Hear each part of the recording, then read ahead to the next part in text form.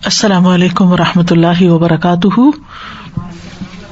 نحمده ونصلی علی رسولہ الکریم، اما بعد فاعوذ باللہ من الشیطان الرجیم، بسم اللہ الرحمن الرحیم، رب اشرح لی صدری ویسر لی امری واحلل عقدۃ من لسانی یفقہوا قولی۔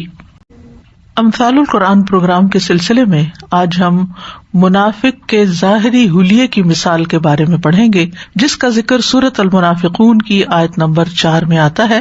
ارشاد باری تعالیٰ ہے، آپ انہیں دیکھیں تو آپ کو ان کے جسم خوشنما لگیں، اور اگر وہ باتیں کریں تو آپ ان کی باتیں سنتے رہ جائیں، گویا کہ یہ ٹیک لگائی ہوئی لکڑیاں ہیں، یہ ہر بلند آواز کو اپنے ہی خلاف سمجھتے ہیں، یہی حقیقی دشمن ہے، بس ان سے محتاط رہیے، اللہ انہیں غارت کرے، یہ کہاں سے پھیرے جاتے ہیں۔ یہ مثال سورۃ المنافقون میں آئی ہے۔ یہ پوری سورت منافقین کے حالات کو بیان کرتی ہے اور ان کے افعال سے خبردار کرتی ہے۔ سورت کے آغاز میں اللہ تعالیٰ فرماتے ہیں، اذا جاءک المنافقون قالوا نشہد انک لرسول اللہ واللہ یعلم انک لرسولہ واللہ یشہد ان المنافقین لکاذبون۔ اے محمد صلی اللہ علیہ وسلم، جب منافق آپ کے پاس آتے ہیں تو کہتے ہیں، ہم گواہی دیتے ہیں کہ بے شک آپ یقیناً اللہ کے رسول ہیں، اور اللہ جانتا ہے کہ بے شک آپ یقیناً اللہ کے رسول ہیں، اور اللہ گواہی دیتا ہے کہ بے شک منافق قطعاً جھوٹے ہیں، یعنی ان کی یہ گواہی بھی جھوٹی ہے، اللہ تعالیٰ اس کو قبول نہیں کرتا۔ انہوں نے اپنی قسموں کو ڈھال بنا لیا ہے، بس انہوں نے لوگوں کو اللہ کے راستے سے روکا ہے، بے شک کتنا برا ہے وہ جو وہ عمل کر رہے ہیں۔ یہ اس وجہ سے کہ وہ ایمان لائے پھر انہوں نے کفر کیا تو اللہ نے ان کے دلوں پر مہر لگا دی، لہذا وہ سمجھتے ہی نہیں، فہم لا یفقہون۔ تو یہاں بھی آپ دیکھ رہے ہیں کہ منافقین کی خصوصیات بتائی جا رہی ہیں، جن میں پہلی یہ کہ ان کے اندر ایمان ہی نہیں ہے، یہ ایمان سے خالی ہیں، ان کے ایمان کا دعویٰ قطعاً جھوٹا ہے، اور یہ قسمیں کھا کر دوسروں کو دھوکہ دیتے ہیں اور لوگوں کو اللہ کے راستے سے روکتے بھی ہیں۔ تو ان کے اس رویے کی وجہ سے اللہ تعالیٰ نے ان کے دلوں پہ مہر لگائی ہے۔ اس کے بعد یہ مثال بیان ہوئی ہے۔ ان آیات کے شان نزول کے بارے میں حدیث میں آتا ہے، صحیح بخاری کی روایت ہے، زید بن ارقم کہتے ہیں کہ میں نے ایک لڑائی کے موقع پر عبداللہ بن ابی کو یہ کہتے ہوئے سنا کہ جو لوگ رسول اللہ صلی اللہ علیہ وسلم کے پاس جمع ہیں تم ان پر خرچ نہ کرو، تاکہ وہ خود ہی آپ کے پاس سے الگ ہو جائیں، جب ان کو کھانے کو نہیں ملے گا تو وہ یہ دین کا راستہ ہی چھوڑ دیں گے۔ اس نے یہ بھی کہا کہ اب جب ہم مدینہ لوٹ کے جائیں گے تو عزت والا وہاں سے ذلت والوں کو باہر نکال دے گا۔ تو میں نے ان باتوں کا ذکر حضرت عمر سے کر دیا، انہوں نے یہ باتیں جا کر نبی صلی اللہ علیہ وسلم کو بتا دی، آپ نے مجھے بلایا تو میں نے آپ کو یہ باتیں بتا دی کہ ہاں واقعی میرے سامنے یہ سب ہوا ہے۔ تو رسول اللہ صلی اللہ علیہ وسلم نے عبداللہ بن ابی اور ان کے ساتھیوں کو بلا بھیجا، ان سے پوچھا کہ کیا انہوں نے یہ بات کہی ہے، تو انہوں نے قسم اٹھا لی کہ ہم نے اس طرح کی کوئی بات کہی ہی نہیں۔ چنانچہ رسول اللہ صلی اللہ علیہ وسلم نے مجھے جھوٹا سمجھا کہ شاید بچے نے کوئی غلط بیانی کی ہے، اور اسے سچا خیال کیا۔ مجھے اس بات سے اتنا دکھ ہوا کہ اتنا کبھی کسی بات سے نہیں ہوا تھا۔ ظاہر ہے جس ہستی کو انسان سب سے زیادہ محبوب جانے، اس کی نگاہوں میں گر جائے، جھوٹا قرار پائے، اعتماد چلا جائے تو پھر کیا حالت ہو سکتی ہے۔ میں اپنے گھر میں بیٹھ گیا، یعنی آپ کا سامنا نہیں کر سکتا تھا۔ مجھے میرے چچا نے کہا، تو نے یہ کیا کیا کہ رسول اللہ صلی اللہ علیہ وسلم تجھے جھوٹا کہیں اور تم پر ناراض ہوں؟ تو اللہ سبحانہ وتعالیٰ نے یہ سورت نازل کر دی، اذا جاءک المنافقون قالوا نشہد انک لرسول اللہ۔ جب منافق آپ کے پاس آتے ہیں تو گواہیاں دیتے ہیں، ہم گواہی دیتے ہیں کہ آپ اللہ کے رسول ہیں۔ تو نبی صلی اللہ علیہ وسلم نے مجھے بلایا اور اس سورت کی تلاوت فرمائی اور فرمایا، اے زید، اللہ نے تجھے سچا کر دیا۔ تو اس سے یہ پتہ چلتا ہے کہ جو انسان سچا ہوتا ہے، اگر وقتی طور پر اس پر کوئی امتحان آ بھی جائے، لوگ اس کو مسٹرسٹ بھی کریں، لیکن اگر اس کے اندر اخلاص ہے، سچائی ہے، تو اللہ سبحانہ تعالیٰ ایسے خفیہ تدابیر کے ذریعے ایسے مواقع پیدا کر دے گا کہ اس کی سچائی خود بخود ظاہر ہو جائے گی۔ اس زمانے میں تو وہی نازل ہو جایا کرتی تھی، لیکن آج کے دور میں بھی حالات ایسا پلٹا کھاتے ہیں کہ لوگوں کو خود ہی اعتبار واپس آ جاتا ہے۔ تو اللہ سبحانہ وتعالیٰ نے منافقین کے بارے میں یہ ذکر کیا کہ جب وہ آپ کے پاس آتے ہیں تو منہ سے اسلام کا اقرار کرتے ہیں، لیکن حقیقت اس کے بالکل برعکس ہے۔ وہ قسمیں کھا کے اپنی وفاداری کا یقین دلاتے ہیں، اور پھر ان کی مزید حالت بتائی گئی جو اس مثال کے اندر ہے، یعنی کچھ ان کی خصوصیات جو خصوصاً عقیدے سے متعلق ہے وہ اوپر بیان ہوئی، اور اس کے بعد ان کی ظاہری حالت کے بارے میں بات کی گئی اور یہ مثال دی گئی۔ تو یہاں پر آج ہم منافقین کے ظاہری حال حلیے کی مثال کے بارے میں پڑھیں گے۔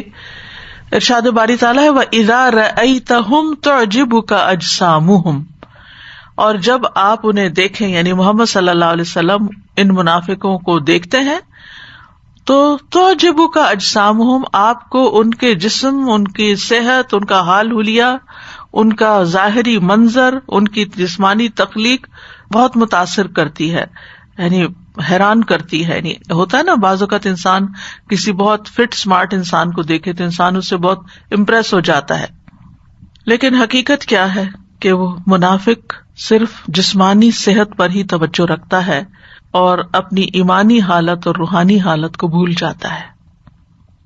تو چونکہ اس کا سارا فوکس ہی اپنے جسم پر ہوتا ہے، اسی کے لیے کنسرن ہوتا ہے، اسی کی فکر کرتا ہے، اسی صحت کو بنانے کی، فٹنس کو برقرار رکھنے کی، ینگ نظر آنے کی، اور ظاہری ڈیل ڈول اور خوبصورتی کو مینٹین کرنے کی، تو پھر جس چیز پر انسان کی توجہ ہوتی ہے اور جس چیز کے لیے وہ ورک آؤٹ کرتا ہے، جس چیز کے لیے وہ محنت کرتا ہے، اس کا نتیجہ بھی اللہ تعالیٰ دنیا میں دکھا دیتے ہیں۔ انسان جو ہے اس کے اندر 3 چیزیں بڑی اہم ہیں، جن میں سے سب سے ٹاپ پر اس کی روح ہے۔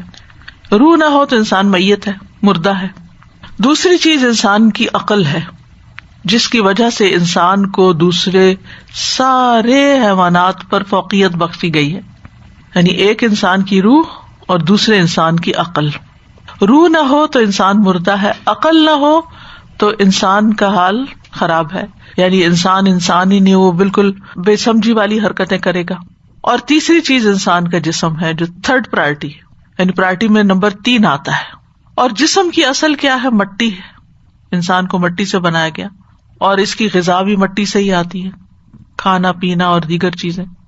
تو لوگوں میں سے اکثریت کا حال ہر دور میں یہی رہا ہے کہ وہ اپنی روح کی والدگی اور اس کی نشو نما اور اس کی ترقی پر توجہ نہیں دیتے، اپنی عقل کو بڑھانے کی فکر نہیں کرتے، گہرائی میں جا کر نہیں سوچتے۔ ان کی زندگی کی سب سے بڑی اہم مشغولیت ان کے جسم سے متعلق ہوتی ہے، کہ جس میں ان کا کھانا پینا اور صحت اور علاج معالجہ اور ورزش اور جسمانی صحت سے متعلق جتنی چیزیں ہیں وہ اسی کے بارے میں زیادہ کنسرن رہتے ہیں، کیونکہ انسان اپنے آپ کو اسی اعتبار سے دوسروں کے سامنے پیش کرتا ہے۔ انسان کی روحانی حالت کیا ہے، ایمانی حالت کیا ہے، اندر کا اطمینان کیسا ہے، اس کا لطف صرف آپ خود ہی اٹھا سکتے ہیں، خود ہی جائزہ اس کا لے سکتے ہیں۔ اسی طرح عقل ایسی چیز ہے کہ جو آپ کو گرو کرنے میں، ایک میچور انسان، ایک سمجھدار انسان بننے میں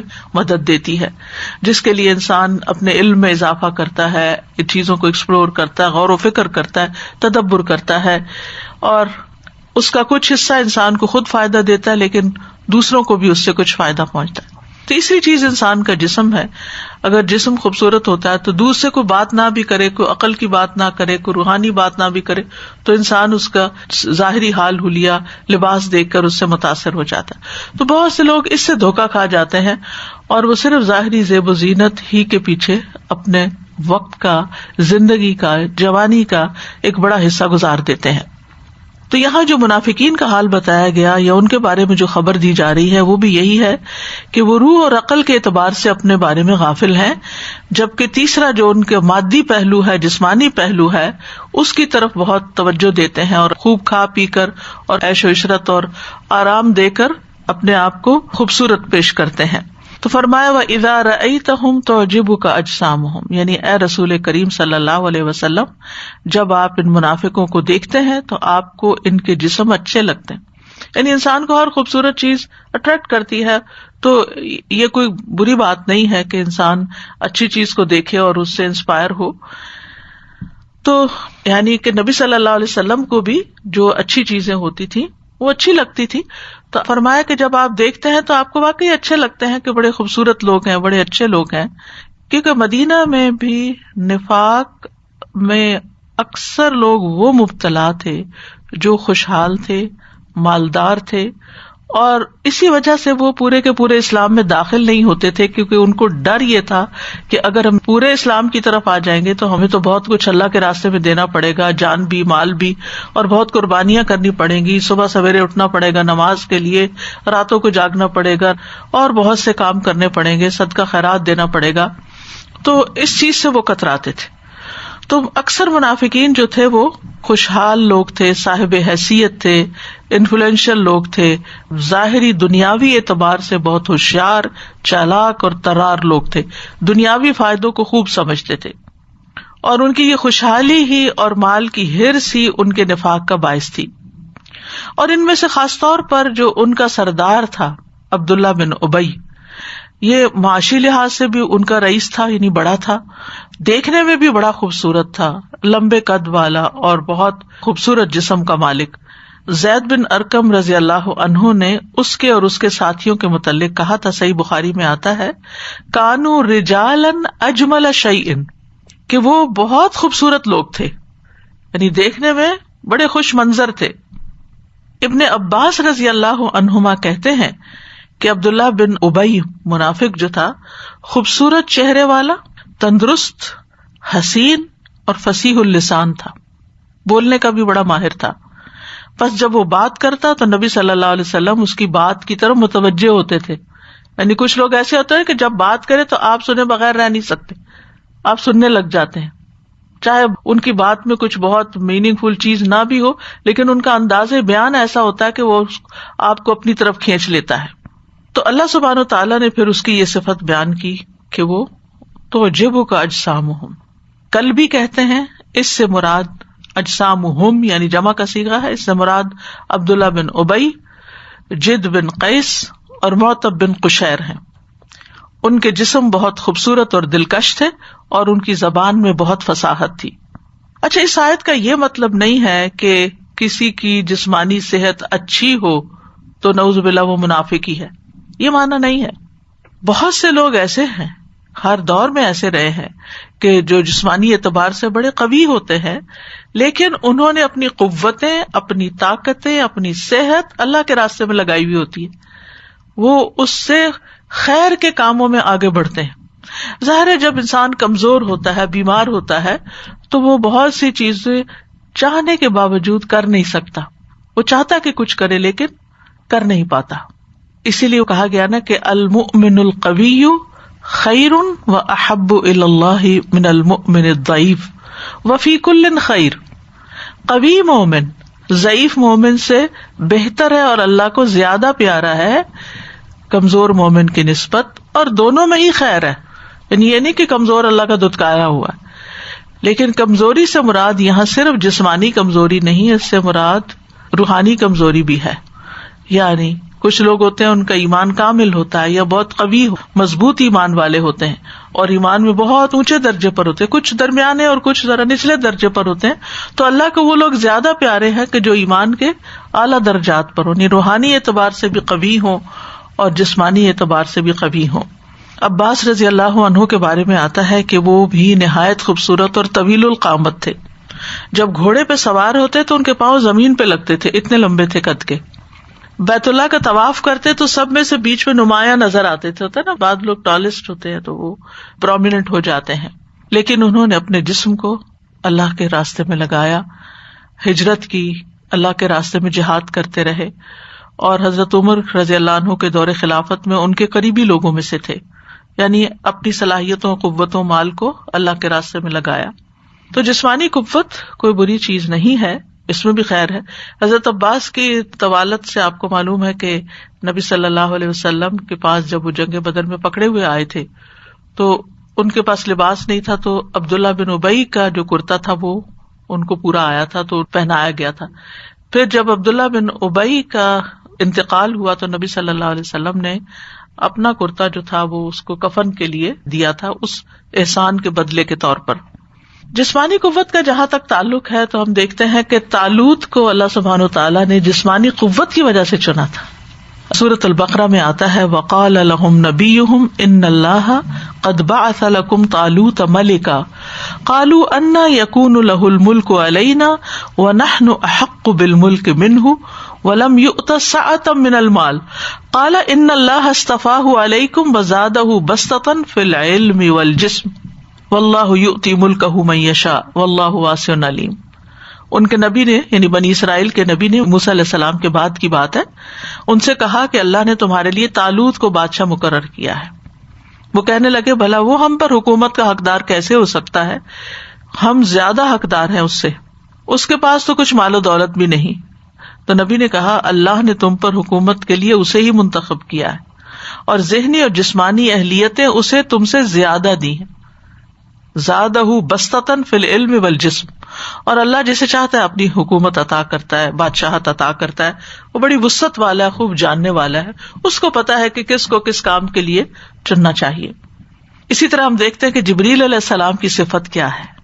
قرآن مجید میں آتا ہے انہ لقول رسول کریم ذی قوۃ عند ذی العرش مکین مطاع ثم امین۔ یہ قرآن ایک معزز رسول فرشتے کا قول ہے، جبریل لے کر آئے ہیں، جو بڑا طاقتور ہے، ذی قوہ، قوت والا ہے، اور صاحب عرش کے ہاں بڑے رتبے والا ہے، عند ذی العرش مکین، بڑا مقام ہے ان کا، وہاں اس کا حکم مانا جاتا ہے، یعنی جو وہ فرشتوں کو کرنے کے لیے کہتے ہیں فوراً فرشتے ان کی بات مانتے ہیں، بااعتماد ہے، ٹرسٹ وردی ہے۔ اسی طرح ہم دیکھتے ہیں کہ جو قوی انسان ہوتا ہے ذمہ داری نبھانے میں بھی بڑا اچھا ہوتا ہے۔ جیسے شعیب علیہ السلام کی جو 2 بیٹیاں تھیں جن کے جانوروں کو موسیٰ علیہ السلام نے پانی پلایا تھا، تو موسیٰ علیہ السلام بھی بڑے قوی تھے، آپ کو معلوم ہے ان کے ایک گھونسے سے وہ قبطی جو تھا وہ مارا گیا تھا۔ تو ان کی بیٹیوں نے جب آ کے اپنے والد کو بتایا کہ کس طرح کسی اجنبی شخص نے ان کی مدد کی ہے، اور پھر یہ سفارش کی کہ آپ اس کو ہی کام پر رکھ لیں تاکہ ہمارا جھنجٹ ختم ہو، ہم عورتیں باہر نہ نکلیں، تو کوئی آپ مزدور رکھ لیں۔ اور انہوں نے موسیٰ علیہ السلام کے بارے میں جب ریکمنڈیشن دی تو ساتھ ہی کہا ان خیر من استاجرت القوی الامین، کہ بہترین آدمی جسے آپ اجرت پر رکھنا چاہیں وہی ہو سکتا ہے جو طاقتور اور امین ہو۔ 2 خوبیاں ان میں، یعنی ایک خاتون کے اندر بھی اللہ نے سمجھ ڈالی کہ کسی کو ہائر کرنے کے لیے کیا کرائیٹیریا ہونا چاہیے، کیا دیکھا جانا چاہیے، جس کے اندر کام کی طاقت بھی ہو، وہ کام جو اس کے سپرد کیا جائے وہ کر بھی لے، اور دوسرا یہ کہ ٹرسٹ وردی ہو، کیونکہ جس کو انسان کام دیتا ہے پھر اگر وہ خائن ہو تو وہ دھوکہ دے جاتا ہے، کام پورا نہیں کرتا۔ اور بہترین انسان وہ ہے جو اللہ کے راستے میں نکلے اور کسی خوف و خطر کی پرواہ نہ کرے، بزدلی کا مظاہرہ نہ کرے، یعنی روحانی اور قلبی اعتبار سے بھی مضبوط دل کا ہو۔ سیدنا ابو ہریرہ سے روایت ہے، صحیح مسلم میں ہے، رسول اللہ صلی اللہ علیہ وسلم نے فرمایا بہترین زندگی اس شخص کی زندگی ہے جو اپنے گھوڑے کی باگیں تھامے اس کی پشت پر بیٹھ کر اللہ کی راہ میں محو پرواز ہوتا ہے، جہاں کسی خوف و خطرے کی خبر سنتا ہے تو موت اور شہادت کو اس کے مقام پر تلاش کرنے کو لپکتا ہے، یعنی جان کی بھی پرواہ نہیں کرتا، جو کرنے کا کام ہوتا ہے اس کو کر گزرتا ہے۔ اور حضرت عمر دعا کیا کرتے تھے، اے اللہ میں تیری بارگاہ میں شکایت کرتا ہوں فاجروں کے طاقتور ہونے کی اور قابل بھروسہ لوگوں کے کمزور ہونے کی، یعنی جو ٹرسٹ وردی ہیں ان میں قوت نہیں، وہ کام کے قابل نہیں ہے، ویسے بہت مخلص ہیں، سنسیئر ہیں، اچھے ہیں، لیکن کوئی کام دو تو وہ نہیں آتا ان کو کرنا، وہ نہیں کر سکتے۔ اور دوسری طرف وہ لوگ جو دین میں نہیں، اللہ کے نافرمان ہیں، ان کی قوتیں اور صلاحیتیں اتنی بڑی ہوئی ہیں کہ وہ بہت کچھ کر جاتے ہیں۔ اور یہ ریشو اس زمانے میں بھی تھا اور آج بھی ہم دیکھتے ہیں کہ دنیا کے لیے لوگ کیسی کیسی محنت کر جاتے ہیں، کتنی قوت لگا جاتے ہیں، لیکن جب کسی کو دین کا کوئی کام دیا جائے تو اس کے لیے انتھک کوشش نہیں ہوتی، یعنی اپنی جان کھپانے والی بات نہیں ہوتی، جان لگانے والی بات نہیں ہوتی۔ یعنی کچھ لوگ بہت اچھے ہوتے ہیں، اخلاق کے اچھے ہیں، نرم مزاج ہے، ساری کوالٹیز ہیں، لیکن کام نہیں جانتے ہوتے، تو پھر کس فائدے کے؟ وہ اپنی ذات کے لیے تو فائدہ مند ہے لیکن وہ دین کے لیے بہت فائدہ مند نہیں۔ تو اسی لیے حضرت عمر اس طرح دعا کرتے تھے. مطلب یہ تھا کہ اللہ مجھے القوی الامین عطا کرے لوگ کہ جن سے میں حکومت کا کام لے سکوں.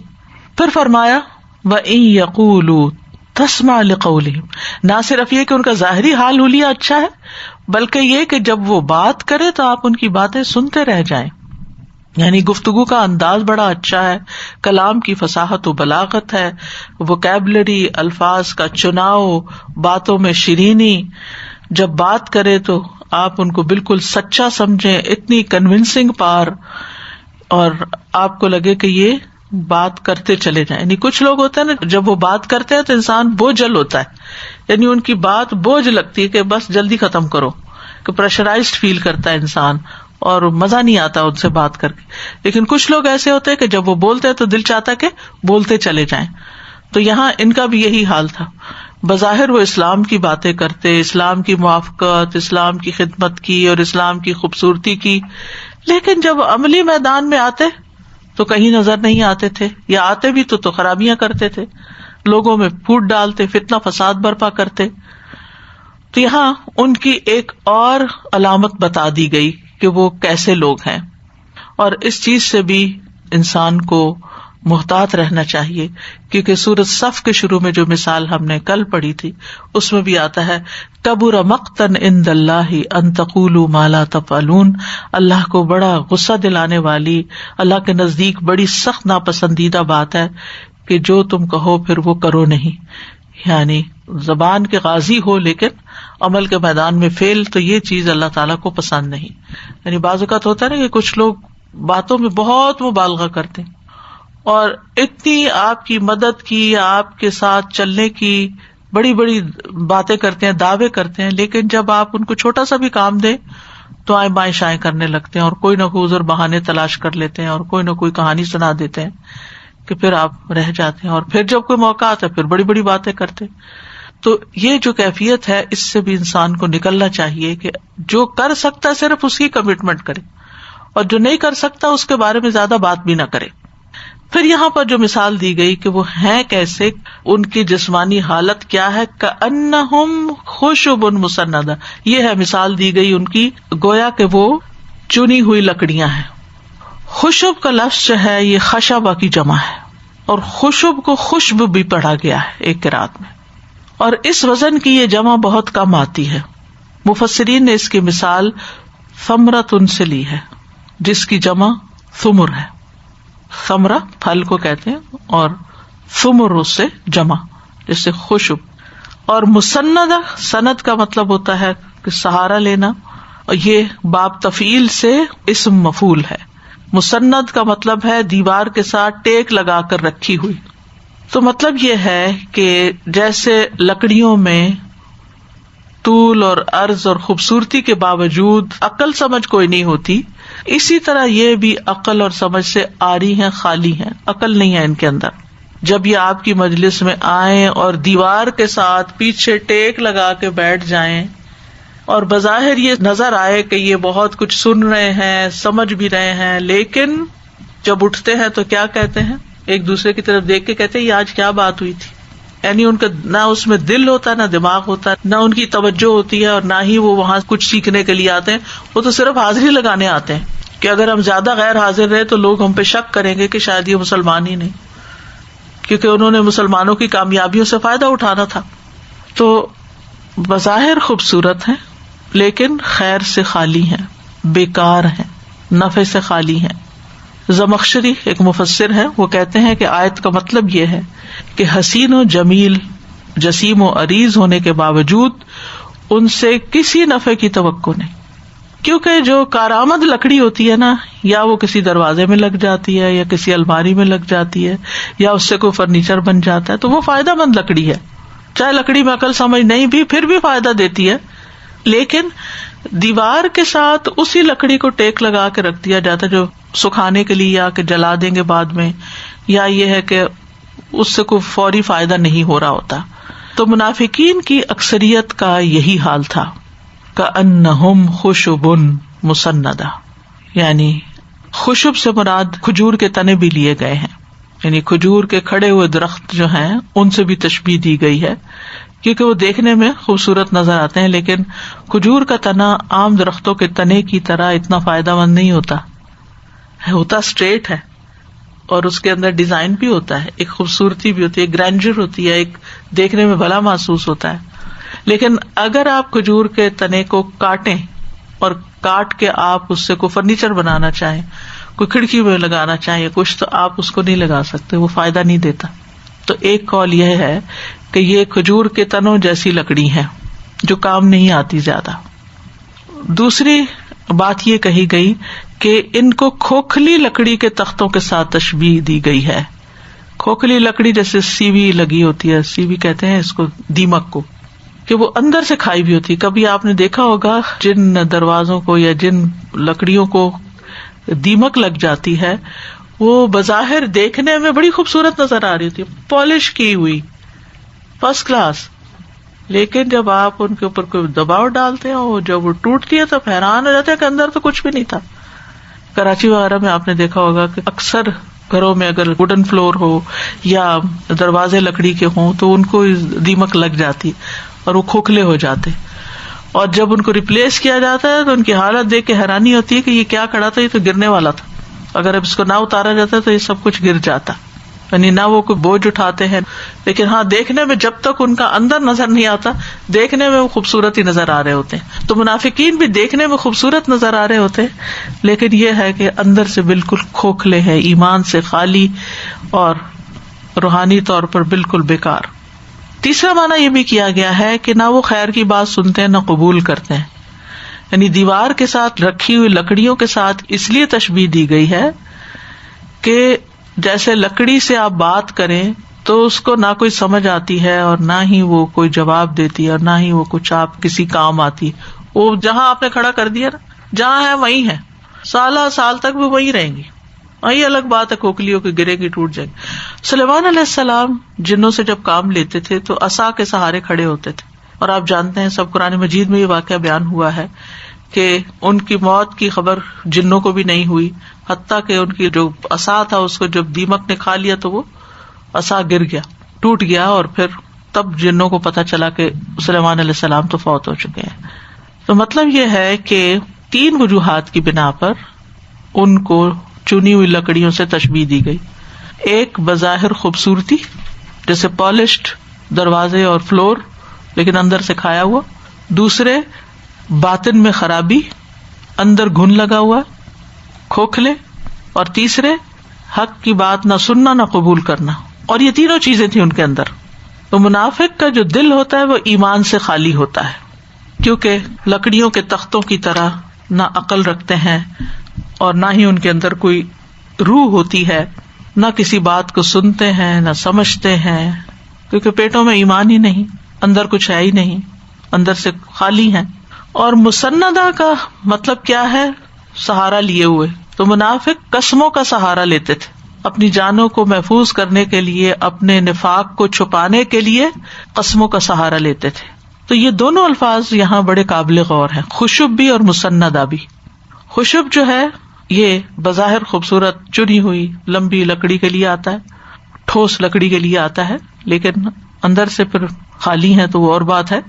اور خشبہ وہ لکڑی ہوتی ہے جو لمبی، کھردری، ٹھوس ہوتی ہے، جس کی شاخیں سخت ہوتی ہیں، لمبی ہوتی ہیں، لیکن زندگی سے خالی ہوتی ہیں، ان میں کوئی تمیز شعور نہیں ہوتا، احساس نہیں ہوتا.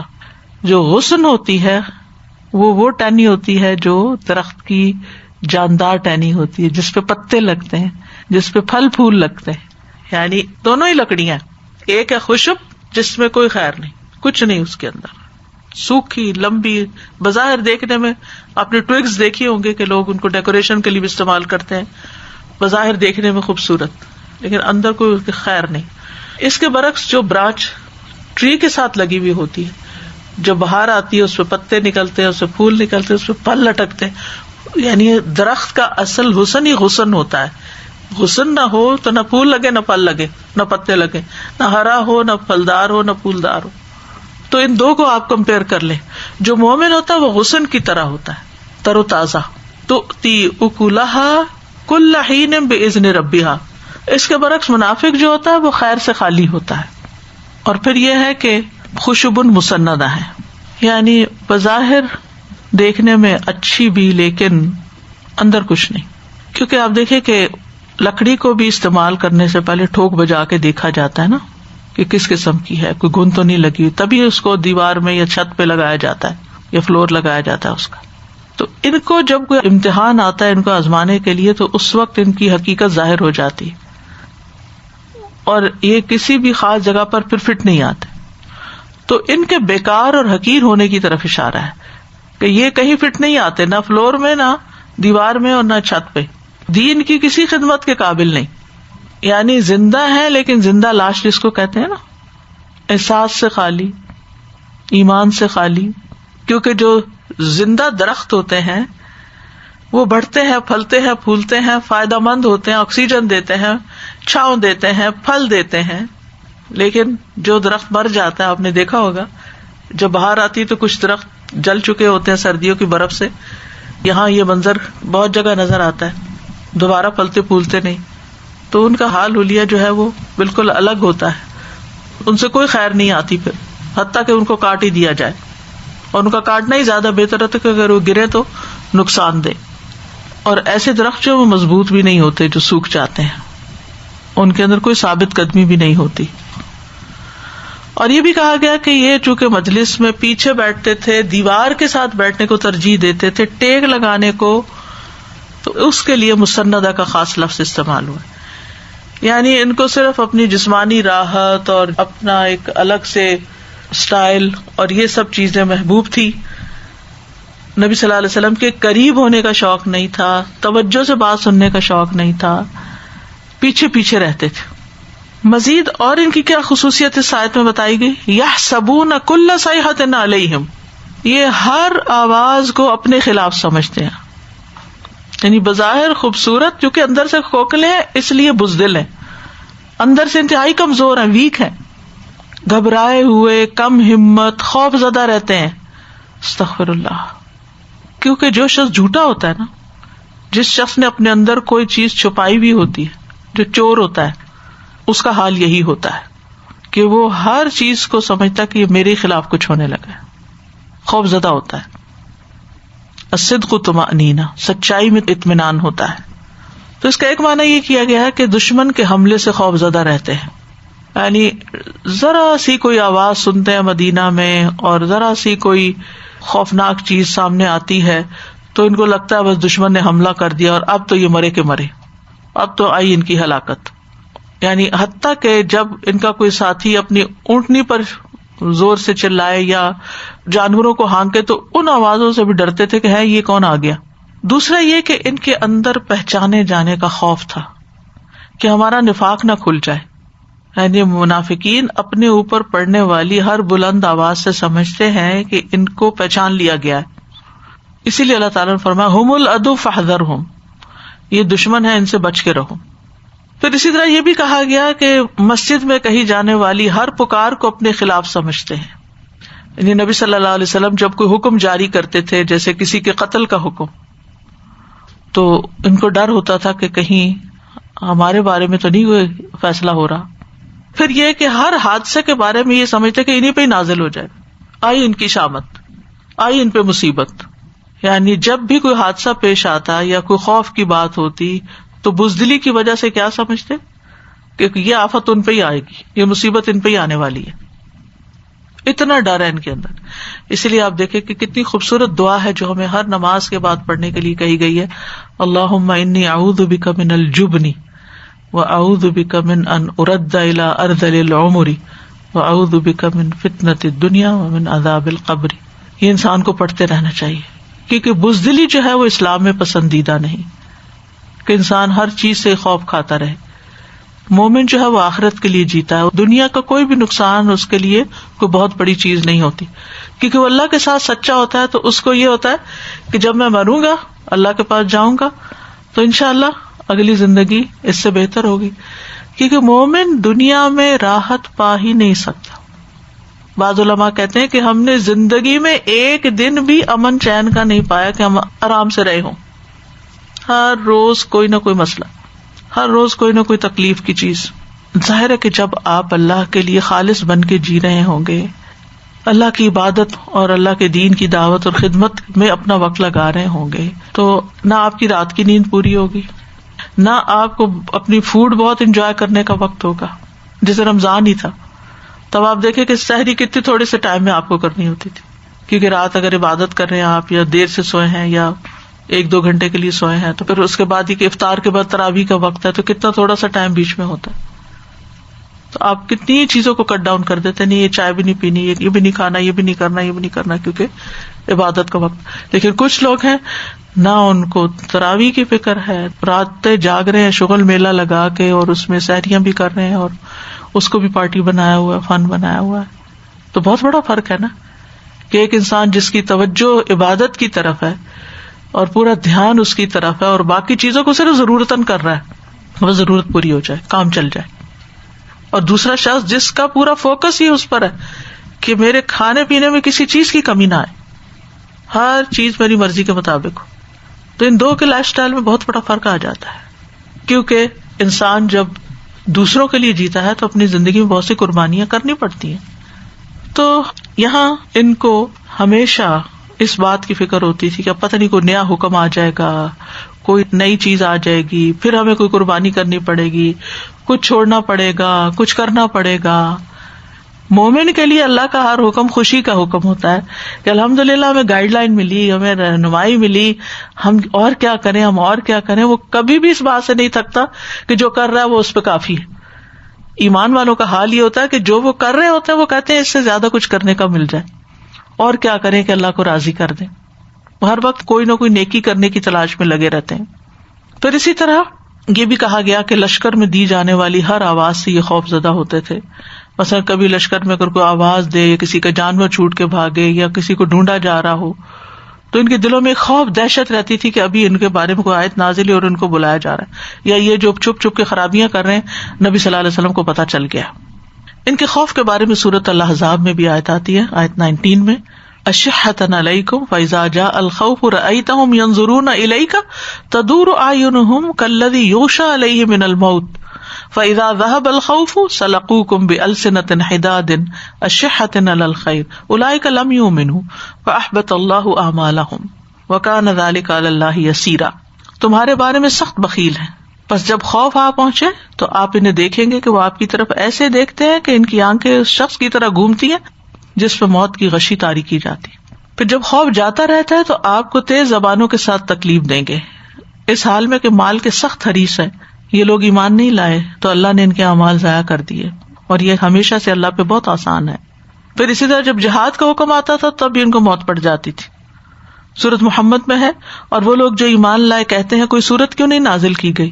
پھر جب کوئی محکم سورت نازل کی جاتی ہے اور اس میں لڑائی کا ذکر کیا جاتا ہے تو آپ ان لوگوں کو دیکھیں گے جن کے دلوں میں بیماری ہے، وہ آپ کی طرف اس طرح دیکھیں گے جیسے اس شخص کا دیکھنا ہو جس پہ موت طاری ہو گئی ہو، موت کی غشی ہو. بس ان کے لیے ہلاکت ہے. فرمایا ہم العدو، یہی دشمن ہے، یہ پکے دشمن ہے. فاحذرہم، ان سے محتاط رہو. یعنی حقیقت میں مسلمانوں کے دشمن منافق ہی ہیں، کیونکہ چھپے دشمن ہیں نا. جو کھلے دشمن ہوتے ہیں نا ان سے مقابلہ آسان ہوتا ہے، آپ دیکھ لیتے ہیں کہ وہ آپ کے خلاف کیا کر رہا ہے اور آپ اس کا مقابلہ کیسے کریں. لیکن جو دلوں میں دشمنی چھپائے ہوئے ہوتے ہیں لوگ، آپ کو پتہ ہی نہیں چلتا کہ وہ کیا چالیں چل رہے ہیں. ان سے بچنا بڑا مشکل ہوتا ہے، انسان دھوکا کھا جاتا ہے، اور خاص طور پر ان کی ظاہری چرب زبانی سے، ان کی باتوں سے. تو نبی صلی اللہ علیہ وسلم کو ہوشیار کیا جا رہا ہے کہ آپ ان کے ظاہر سے دھوکا نہ کھائیں، ہر وقت محتاط رہیں، یہ کسی وقت بھی دھوکا دے جائیں گے، کسی وقت بھی بڑا ڈنگ مار دیں گے. فاحذرہم، یعنی احذرہم کا مطلب کیا؟ ان کی باتیں نہ سنیں، ان کی باتوں سے ان کی طرف مائل نہ ہو. کیونکہ جب انسان کسی دشمن کے لیے نرم گوشہ دل میں رکھتا تو پھر وہ کسی وقت بھی نقصان دے جاتا ہے اور انسان نقصان اٹھا جاتا ہے. قاتلہم اللہ انا یؤفکون، ان پہ اللہ کی لعنت، یہ کہاں سے پھیرے جاتے ہیں. یعنی اللہ ان کو اپنی رحمت سے باہر نکال دے، یعنی ایک طرح سے بد دعا ہے یہ. اور ایک معنی یہ بھی کیا گیا ہے کہ اللہ ان کو ایسی جگہ پر اتارے جہاں ان کا دشمن ان سے جنگ کرے، کیونکہ اللہ تعالیٰ ہر شخص پر غالب ہے. انا یؤفکون، کہاں سے پھیرے جاتے ہیں، مطلب یہ ہے کہ کیسے وہ حق سے منہ موڑ جاتے ہیں، کس طرح کی پھرکی گھوم جاتی ہے کہ حقیقت کو دیکھ نہیں پاتے، حقیقت کو کوئی اور معنی پہنا دیتے، کوئی تعویل کر لیتے ہیں، جھوٹ بولتے ہیں، حق سے پھر جاتے ہیں، بھلائی کے کام سے پھر جاتے ہیں، ان کی عقل ماری جاتی ہے، حالانکہ دلائل بالکل واضح ہوتے ہیں، بات بالکل سمجھ آ رہی ہوتی ہے، لیکن یہ سمجھ ہی نہیں پاتے. تو بنیادی طور پر اس آیت میں منافقین کی صفات بیان کی گئی ہیں. قرآن مجید میں دیگر مقامات پر بھی ان کی کچھ صفات بیان ہوئی ہیں، جس سے سورۃ محمد میں آتا ہے وَلَتَعْرِفَنَّهُمْ فِي لَحْنِ الْقَوْلِ، آپ انہیں بات کے انداز سے ہی ضرور پہچان لیں گے کہ یہ مخلص لوگ نہیں ہیں. ان کی باتوں سے ہی آپ کو سینس ہو جائے گی کہ یہ جو اتنی بڑی بڑی باتیں کرتے ہیں اور کام کے وقت کہیں غائب ہو جاتے ہیں تو یہ سنسیئر لوگ نہیں ہیں، گفتگو میں بڑے ماہر ہیں. ابو عثمان نہدی کہتے ہیں میں حضرت عمر کے پاس تھا، وہ لوگوں سے بات کر رہے تھے. انہوں نے اپنے خطبے میں فرمایا کہ رسول اللہ صلی اللہ علیہ وسلم نے فرمایا مجھے اپنی امت پر سب سے زیادہ ڈر اس منافق کا ہے جو زبان آور ہوتا ہے، پھر یہ کہ باتیں بہت کرتے ہیں. رسول اللہ صلی اللہ علیہ وسلم نے فرمایا فحش گوئی اور زیادہ باتیں کرنا نفاق کے شعبے ہیں، یعنی گالی گلوچ اور بے حیائی کی باتیں، پرائیویٹ لائف سے متعلق باتیں، یہ منافقت کی علامت ہوتی ہے. پھر یہ کہ بعض اوقات حکمت میں اپنی باتیں کرنا لیکن عمل اس کے بالکل برعکس کرنا. عمر بن خطاب کہتے ہیں نبی صلی اللہ علیہ وسلم نے فرمایا بے شک میں اس امت کے ہر ایسے انسان سے ڈرتا ہوں، اس امت کے یعنی مسلمانوں کے اندر سے، جو منافق ہے، باتیں حکمت کی کرتا ہے لیکن عمل ظلم والا ہوتا ہے، یعنی دوسروں کے حق مارتا ہے. پھر اسی طرح ایک اور علامت یہ بتائے گی کہ اللہ کی کتاب لے کے جھگڑے کرتے ہیں اور اس میں غالب آ جاتے ہیں. نبی صلی اللہ علیہ وسلم فرمایا قرآن میں جھگڑا نہ کرو اور اللہ کی کتاب کے بعض حصے کو بعض کی وجہ سے نہ جھٹلاؤ. بعض اوقات ایسا ہوتا ہے کہ مومن قرآن کے ساتھ مجادلہ کرتا ہے تو مغلوب ہو جاتا ہے، اور منافق قرآن کے ساتھ جھگڑا کرتا ہے تو غالب آ جاتا ہے. زیاد بن حدیر کہتے ہیں حضرت عمر نے مجھ سے دریافت کیا کیا تم یہ جانتے ہو کہ اسلام کو کیا چیز تباہ کرتی ہے؟ میں نے جواب دیا نہیں. حضرت عمر نے فرمایا عالم شخص کی لغزش، منافق شخص کا قرآن کے بارے میں جھگڑنا، اور گمراہ کرنے والے حکمران. پھر اسی طرح بے عمل قاری. حضرت عبداللہ ابن عمرو ابن العاص کہتے ہیں کہ میں نے رسول اللہ صلی اللہ علیہ وسلم کو فرماتے ہوئے سنا میری امت کے اکثر منافقین قراء حضرات ہوں گے، یعنی بظاہر دیکھنے میں بڑی خوبصورت قرات کریں گے لیکن اندر سے عمل سے کھوکھلے خالی. اب آپ دیکھیے کہ یہ ساری علامات ہمیں اپنے اندر ڈھونڈنی چاہیے. ہم لوگوں کا جائزہ نہ لینا شروع کر دیں کہ فلاں ایسا ہے اور فلاں ایسا ہے، کہیں اس میں سے کوئی چیز ہمارے اندر تو نہیں. اگر اللہ نہ کرے کہ کوئی ایسی چیز ہو اس کو نکال دینا چاہیے. پھر جھوٹ بولنا اور جھگڑا کرنا. نبی صلی اللہ علیہ وسلم نے فرمایا 3 خصلتیں جس میں وہ منافق ہے، خواہ نماز پڑھتا ہو، روزہ رکھتا ہو اور اپنے آپ کو مسلمان سمجھتا ہو، جب بات کرے تو جھوٹ بولے، وعدہ کرے تو خلاف کرے، امانت رکھوائی جائے تو خیانت کر دے. پھر ایک اور علامت یہ ہے کہ یہ مومنوں کی عیب جوئی کرتا ہے اور ایمان والوں کا مذاق اڑاتا ہے. الذین یلمزون المتطوعین من المؤمنین فی الصدقات والذین لا یجدون الا جہدہم. وہ لوگ جو ان مومنوں پہ عیب لگاتے ہیں جو صدقہ زیادہ دیتے ہیں، اور ان پر بھی جو محنت سے کما کے لاتے ہیں، کیونکہ غریب ہیں تھوڑا لاتے ہیں تو پھر ان پہ ہنستے ہیں کہ یہ اس سے روم فتح کرنے چلے ہیں. پھر یہ کہ دل سے ایمان لانے کے بجائے صرف زبانی ایمان کا اظہار کرتے جیسے سورۃ البقرہ میں آتا ہے. پھر اللہ کے بارے میں بدگمانی کرتے ہیں. یہ اس سے بڑا احتیاط کرنے کی ضرورت ہے. اللہ نے یہ کیوں کر دیا، اللہ نے وہ کیوں کر دیا. بھائی وہ تو اللہ ہے، وہ جو چاہے کر سکتا ہے، فعال لما یرید ہے. سورۃ فتح میں آتا ہے وَيُعَذِّبَ الْمُنَافِقِينَ وَالْمُنَافِقَاتِ وَالْمُشْرِكِينَ وَالْمُشْرِكَاتِ الظَّانِّينَ بِاللَّهِ ظَنَّ السَّوْءِ عَلَيْهِمْ دَائِرَةُ السَّوْءِ وَغَضِبَ اللَّهُ عَلَيْهِمْ وَلَعَنَهُمْ وَأَعَدَّ لَهُمْ جَهَنَّمَ وَسَاءَتْ مَصِيرًا. پھر منافق کی ایک علامت یہ بھی ہوتی ہے کہ وہ اللہ اور اس کے رسول کے وعدوں کو جھوٹا سمجھتا ہے. ہاں جنت کے وعدے ہیں، حوروں کے وعدے ہیں، کس نے دیکھی جنت، کس نے دیکھے یہ سب کچھ، تو اس کا مذاق بھی اڑاتے ہیں. تم لوگ ہر چیز آخرت پہ چھوڑ دیتے ہو. آخرت کس نے دیکھی، کل کس نے دیکھا، یعنی جو وعدے اللہ اور اس کے رسول نے کیے ہیں گویا وہ ایسی باتیں ہیں، نعوذ باللہ. پھر لوگوں سے چھپتے ہیں، لوگوں سے ڈرتے ہیں، اللہ سے نہیں ڈرتے. سورۃ نساء میں آتا ہے یستخفون من الناس ولا یستخفون من اللہ. وہ لوگوں سے چھپتے ہیں اور اللہ سے نہیں چھپتے، حالانکہ وہ ان کے ساتھ ہوتا ہے جب وہ رات کو اس بات کا مشورہ کرتے ہیں جسے وہ پسند نہیں کرتا. پھر نماز سے پیچھے رہتے ہیں. عبداللہ بن عمر فرماتے ہیں ہم دیکھتے تھے کہ نماز سے کوئی بھی پیچھے نہیں رہتا سوائے اس منافق کے جس کا نفاق ظاہر ہو یا وہ بیمار ہو. جبکہ جو بیمار ہوتا وہ بھی 2 آدمیوں کے سہارے چلتا نماز پڑھنے آ جاتا. قرآن مجید میں بھی آتا ہے نا وَإِذَا قَامُوا إِلَى الصَّلَاةِ قَامُوا كُسَالَىٰ کہ جب وہ نماز کی طرف آتے ہیں تو سستی کے مارے آتے ہیں. وَلَا يَذْكُرُونَ اللَّهَ إِلَّا قَلِيلًا اور نماز میں اللہ کو تو تھوڑا ہی یاد کرتے ہیں. فجر اور عشاء کی نماز ان پہ خاص طور پر بھاری ہوتی ہے. عصر نماز بھی لیٹ کر کے پڑھتے ہیں, سورج کو دیکھتے رہتے ہیں, جب وہ زرد ہو جاتا ہے تو پھر 2-4 ٹھونگے مار لیتے ہیں اور اللہ کو بہت یاد نہیں کرتے, بس تھوڑا سا ہی. بہت زیادہ کھاتے ہیں. فرمایا بے شک مومن 1 آنت میں کھاتا ہے اور کافر یا منافق 7 آنتوں میں. نیکی سے روکتے ہیں, برائی کا حکم دیتے ہیں, مال و دولت میں بخل کرتے ہیں. المنافقون والمنافقات بعضهم من بعض یأمرون بالمنکر برائیاں پھیلاتے ہیں اور برائیوں کا حکم دیتے ہیں. وینہون عن المعروف نیکی سے روکتے ہیں. ویقبضون ایدیہم نسوا اللہ فنسیہم ان المنافقین هم الفاسقون. پھر حرص اور طمع اور بے صبری کا مظاہرہ کرتے ہیں. منہم من یلمزک فی الصدقات ان میں سے کچھ وہ ہیں جو آپ پر صدقات کے بارے میں تان کرتے ہیں, پھر اگر انہیں اس میں سے کچھ دے دیا جائے تو خوش ہو جاتے ہیں, اگر نہ دیا جائے تو ناراض ہو جاتے ہیں. بد اخلاق بھی ہیں. 2 خصلتیں ایسی ہیں جو منافق میں جمع نہیں ہوتی, اچھا اخلاق اور دین کی سمجھ, یہ ان دونوں سے غاری ہیں. پھر 2 رخی شخصیت, کسی کے پاس جا کے کسی طرح بات کرنا اور کسی اور کے پاس بالکل الٹ ہو جانا. جھوٹی تعریفیں چاہنا. وَيُحِبُّونَ أَن يُحْمَدُوا بِمَا لَمْ يَفْعَلُوا یہ بھی نفاق کی علامت ہوتی ہے کہ انسان یہ تمنا کرے کہ جو کام اس نے کیا ہی نہیں اس پہ اس کی تعریف ہو جائے. پھر بدترین عورتوں کی مثال دی گئی, وہ جو اپنی زیب و زینت ظاہر کرنے والیاں اکڑنے والیاں ہیں. ایسی منافق عورتیں اور ان میں سے کوئی بھی جنت میں داخل نہیں ہوگا مگر سرخ چونچ اور سرخ پیر والے کبے کی طرح, بہت کم.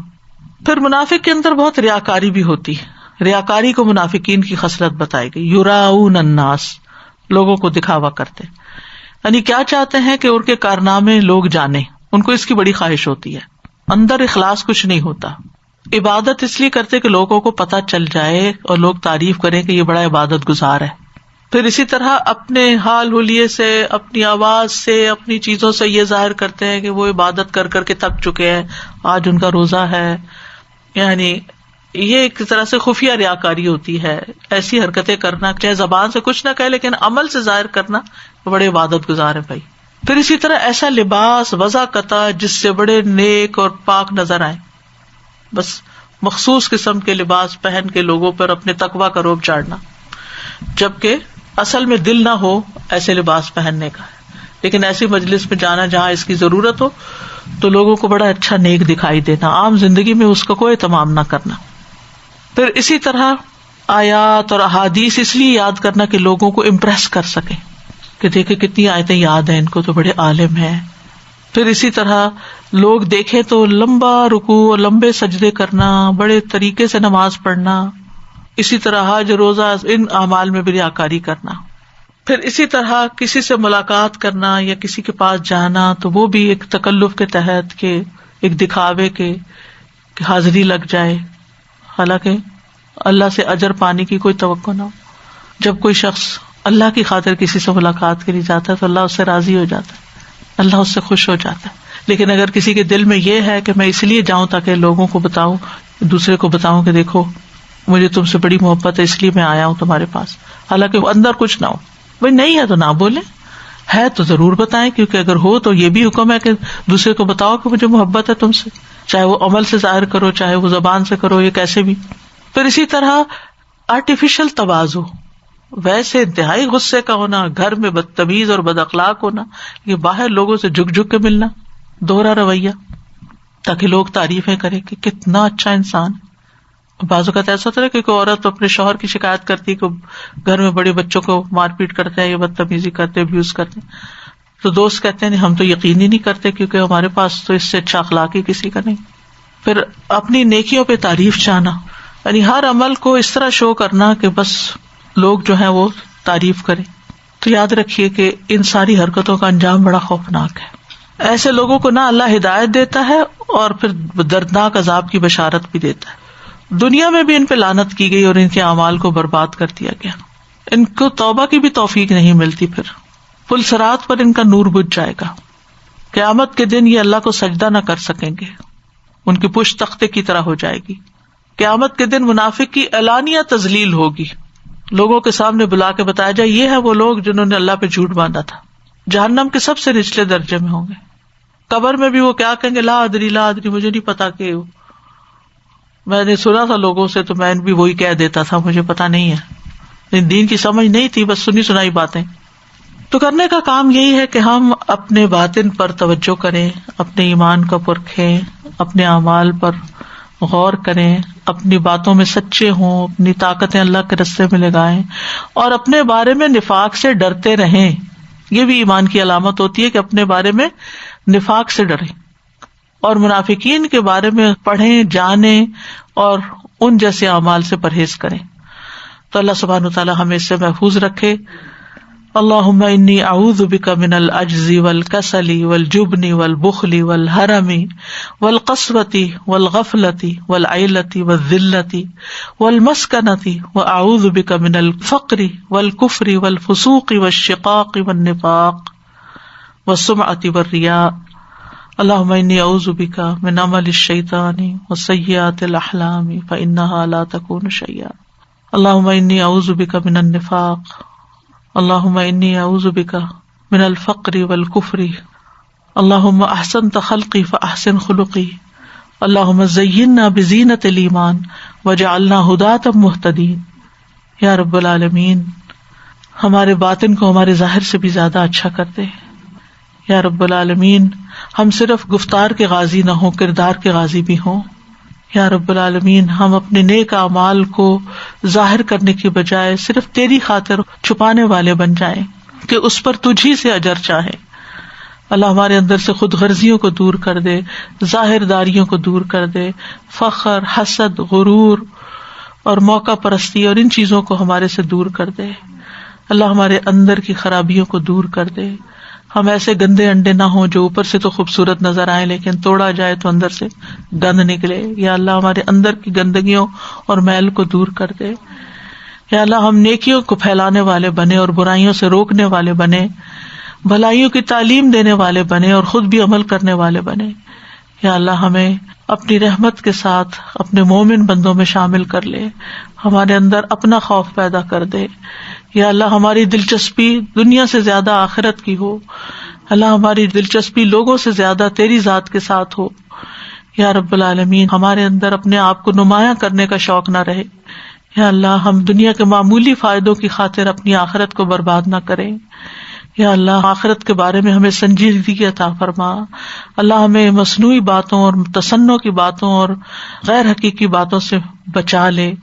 یا رب العالمین، ہمیں دوسروں کا مخلص ساتھی بنا۔ یا اللہ اپنی خاطر لوگوں سے محبت کرنے والا بنا۔ یا اللہ ہر طرح کی منافقت چھوٹی بڑی سب ہمارے اندر سے دور کر دے۔ یا رب العالمین، ہمیں صحابہ کرام اور ہدایت یافتہ لوگوں کے طریقے پر چلنے کی توفیق دے، اور مغضوب علیہم اور ضالین کے طریقے پر چلنے سے بچا لے۔ ربنا تقبل منا انک انت السمیع العلیم وتب علینا انک انت التواب الرحیم، وصلی اللہ تعالی علی خیر خلقہ محمد وعلی آلہ واصحابہ واہل بیتہ اجمعین برحمتک یا ارحم الراحمین۔